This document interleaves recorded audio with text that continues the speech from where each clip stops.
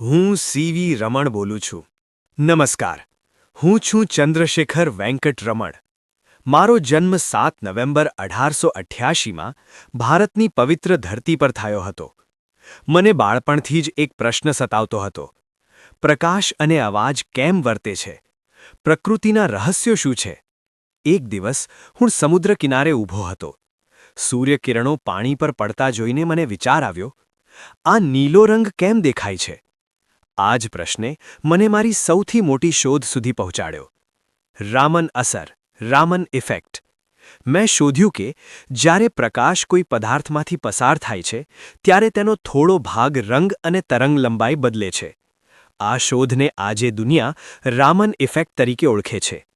આ શોધ માટે 1930માં મને ભૌતિક વિજ્ઞાનનો નોબેલ પુરસ્કાર મળ્યો અને હું ભારતનો પહેલો નોબેલ વિજેતા વૈજ્ઞાનિક બન્યો. ભારતીય ધ્વજ, ગર્વભર્યું સંગીત. મને વિશ્વની લેબોરેટરીઓમાં કામ કરવાની તક હતી, પણ મેં પસંદ કર્યું ભારતમાં રહીને ભારત માટે વિજ્ઞાન કરવું. મેં માન્યું છે કે દેશનું ભવિષ્ય લેબોરેટરીમાં ઘડાય છે.